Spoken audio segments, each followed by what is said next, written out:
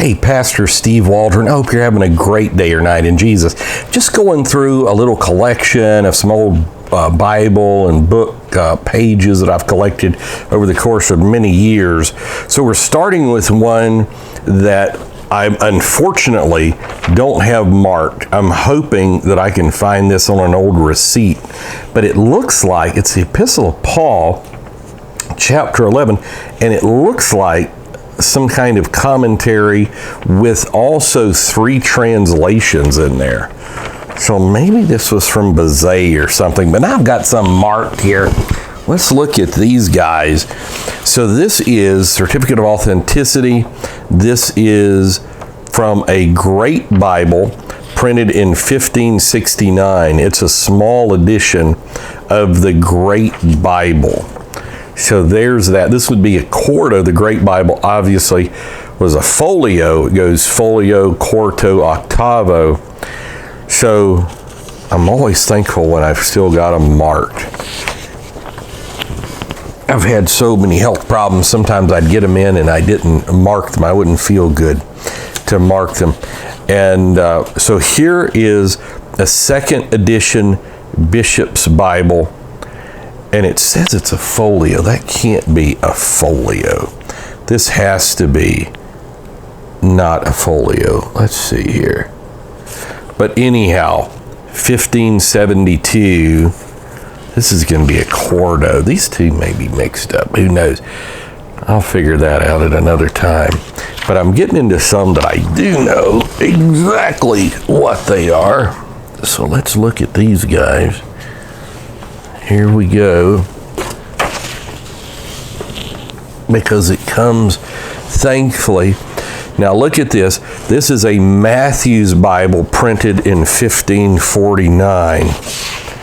And it's the Acts of the Apostles, chapters 10 and 11. And I know you probably can't see it, but these beautiful drop cap letters on here. So just think about that. 1549. This is before the reign of Bloody Mary, and just fantastic there. So let's set this guy down and let's go to this one. And this is 1683 in Amsterdam, they think. It's a King James Bible with Geneva notes, but I'm not really seeing the Geneva notes on this guy right here. I'm going to tell you, that looks more like the Great Bible than anything. But it's beautiful with the red drop cap. I'll figure all these out in my personal time. I'm just wanting to show y'all some things we've got here. Let's see what these guys are. Hopefully we've got them marked somehow. Oh, look at this. This is a Geneva Bible, 1612, ruled in red. Ruled in red, made by Robert Barker the year after the King James. You can see the Geneva Bible notes, ruled in red. That was just a special thing. It does help you really read. It really does. Let's see what else we've got here. Let's look in here. Fools for Christ, excommunication. This kind of looks like a Geneva Bible. Peter taught by a vision, preaches Christ to Cornelius, and I didn't write it down what that was. But it's 3 pages, old Bible pages. You know, and sometimes I was getting these things so inexpensive, $5 or $6. And during the time I was really getting a lot of these, I had some real health issues, and I didn't always mark what I got really good. Let's see what else we've got here. Let's see what some of these other guys are. I always like it when I see that it's got a certificate of authenticity with it. So let's see what this is. This is the Psalter of 1610 by the Company of Stationers. So this is the Psalms set to music. And it's not real thick rag cotton, I can tell that. So there's 3 of those. There's no telling how little I paid for some of these. You just have to watch, shop, and pray. I'll just tell you. Stop, drop, and roll. Here's a Geneva folio, which is a folio is one of the larger, what we would call a pulpit Bible or a family Bible. So, 1612.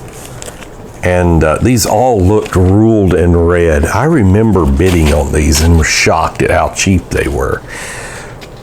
Ruled and read, several pages of a 1612 Geneva Bible.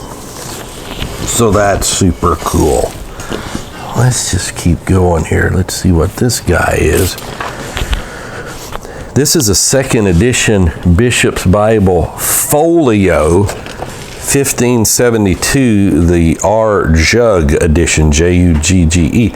And I'm thinking the 2nd edition, isn't it rarer than the 1st edition? But this is Mark, the 7th chapter. Man, these pages, they are solid.